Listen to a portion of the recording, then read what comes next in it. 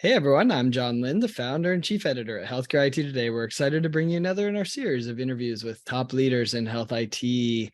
And our guests today are John Wilson. He's director of sales, SLED and Healthcare at SolarWinds, and Scott Pross. He's vice president of technology, Monalytic, a health SolarWinds company. Welcome, John and Scott. Thank you for having us. Yeah, excited for this discussion. SolarWinds is a pretty big company, and it's great to see some new added healthcare focus. But before we dive into that, how about you tell us a little bit about yourself and SolarWinds? John, maybe you could start. Yeah, so I've been with SolarWinds for 11 years. I'm the director overseeing both our SLED and healthcare teams. Just a quick background. We launched our SLED business in January 2019. Since then, we've had the opportunity to build some great relationships across many teaching hospitals and university hospital systems. And after a few years with that focus, healthcare really became such a part of our DNA that it made sense for us to create the healthcare vertical in January of this year, which is what we're here to talk about today. Awesome. Scott, how about yourself? Yeah, my name is Scott Pross. I'm the Vice President of Technology for Monalytic. Been doing SolarWinds for about 17 years now. I learned it when I had to build a NOC for $1 billion company from the ground up. We had a 99.99% customer-facing SLA.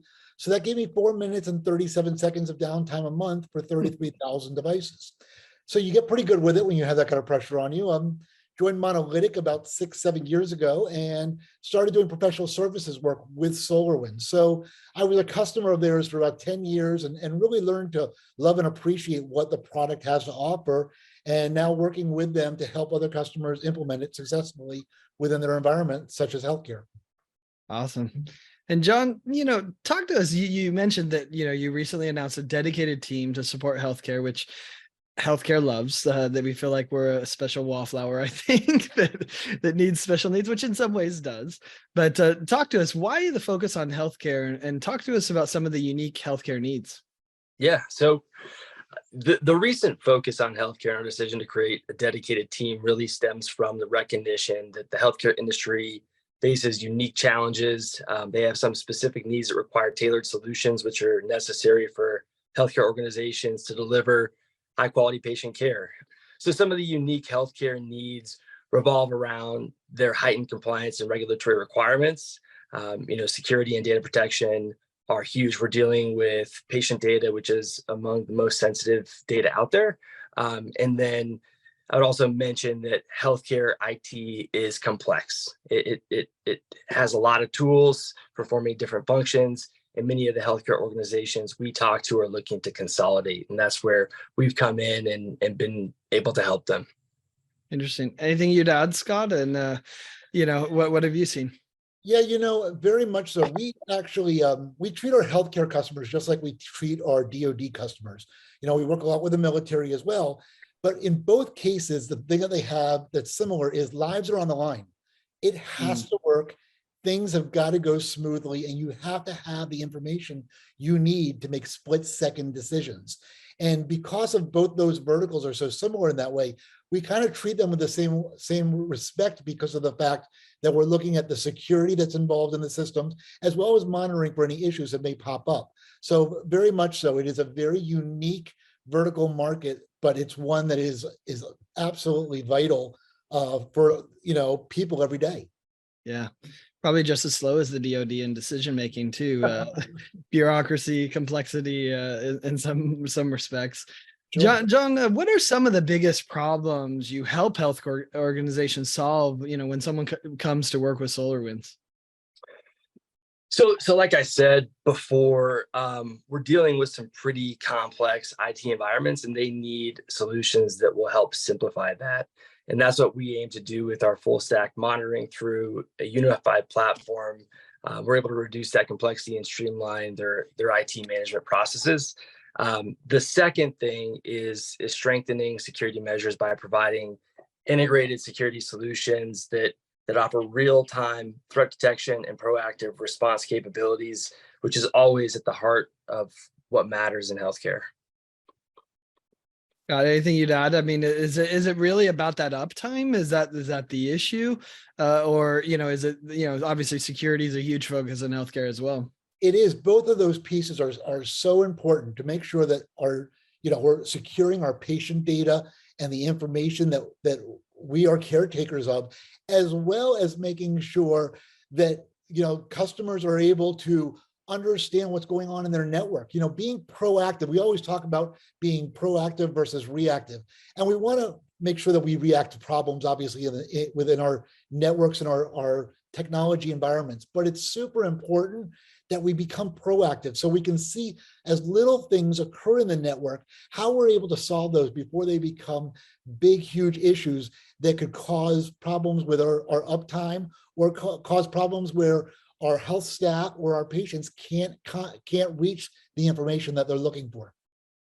Do you see healthcare as being more legacy, as far as the monitoring and tools that you're doing compared to other industries? Or, what's your perspective on that? I mean, to me, obviously the Epic started in '79 when I was born, right? Cerner's nearly as old. Meditech just past 50 years, right? Do you see a lot of more legacy type of systems that you're dealing with, or how do you compare it to other industries? We do see it does lag behind a little bit, but I think where we see the big difference is actually in the training aspect. One thing that I see time and time again when I'm looking at my different healthcare providers is the resources that are available for their networks and for their environments. It's very, very tight with them. And so they don't always have the time to go through the training and do the full configuration of the monitoring and the security that is necessary, because they've got, every person's responsible for 50 projects. And so, when they don't have that, it causes a bit of a lag. And a lot of times they don't go and start configuring it until there's been an incident where all of a sudden they realize that they needed it. So it's a little bit with the tool side, but it's more on the training and the timing side and the resource side to be able to really get up to speed and make sure that their monitoring and security is up to par with where it should be. Yeah. John, anything you'd add there? And I'd love to hear your thoughts about, again, it goes that they're on 10 projects. They want one more project to add to their list, right? And I think many of these IT professionals look at it and say, well, shouldn't our health IT vendors be doing this for us? Aren't they already doing this? So how do you talk through that with organizations? I think a lot of these organizations are going through transition right now. And one of the things that we help them to do is to monitor, some of the more modern systems along with their traditional infrastructure. We're able to use our observability platform to bring all that together into one pane of glass. And I think that really gives them that view that they need of their entire stack. So do you go in and just they thought that their vendors were doing it, and you give them a view, say, oh, maybe they're not doing quite as well as they thought? So what we see a lot is that they have a lot of tools performing different functions. And so we're seeing a lot of tool sprawl in the healthcare space. And that ties back to just how complex their environments are. So while they're doing these functions as one-offs, point solutions, well, what we're doing is we're taking all of those different functions and bringing them into one unified platform where we're able to look at that all together and simplify the view that they need into their environment so that they can oversee things in a more efficient way. So an enterprise view of what's happening in the environment. That's interesting. Scott, how about the cloud? I mean, it's interesting that, healthcare's been slow to move to the cloud, I think, but it's finally happening, in a pretty big way. Do you think cloud has made IT management easier or more complex? And kind of where are we at today on this? It's kind of funny. I think that in the long run, it's going to make things easier for us. But I think where we stand right now, nobody just all of a sudden turns on the cloud and you're in the cloud. It's a process. It's a journey. And so during that journey, which can take anywhere, I've seen people do it in a year, and I've seen people do it over 10 years, that it's going to take them 10 years to get into the cloud. You will need tools that are going to work in both environments. You need a tool that's going to work for your on-prem devices and your cloud devices as well, and applications, and still be able to share that information seamlessly. And that's really where SolarWinds has really begun to shine with their HCO, or their hybrid cloud observability offering. they're kind of meeting the healthcare customers where they are. So if you're all the way in the cloud already, that's great. And we are able to fully monitor and support that. And if you're just starting off in your cloud, journey, you can use SolarWinds for that as well. And as I said, most customers are actually in between, and there's somewheres where they have some assets in the cloud and they have some assets on-prem, and we can do both of those. So sharing that information, I think in the long run, it's going to become easier, but right now it's very complex. And you also have to think of, are we dealing with a single cloud, or do we have a multi-cloud environment? Because we want to have that redundancy, that maybe we're not just using a single cloud provider, we're relying on multiple cloud provider and multiple SaaS customers, such as, whether it's Epic or Microsoft, to actually have uptime for us. And we want to make sure that we're monitoring and securing that connection. Yeah. I think hybrid cloud is the future of healthcare. I don't think anyone sees anything different, but it'll be interesting, the multi-cloud and how they approach that. There's big news of a large company going back to on-premise to save money, which I thought was an interesting, at certain scale, there's a question there too that's going to be interesting to see play out. John, as we kind of wrap up here, what IT management need are not enough people talking about that maybe we should be? That's a good question. So the way I'll start my answer there is, everybody's talking about remote monitoring devices, but one critical IT management need that may not be receiving enough attention is monitoring Internet of Things, so IoT devices within healthcare environments. IoT devices in hospitals are increasingly prevalent. They play a crucial role in the healthcare setting. We see that these devices are interconnected and collect and exchange data, which enables our healthcare providers to monitor patients, track vital signs, manage medical equipment, and it just improves the overall operational efficiency within the hospital.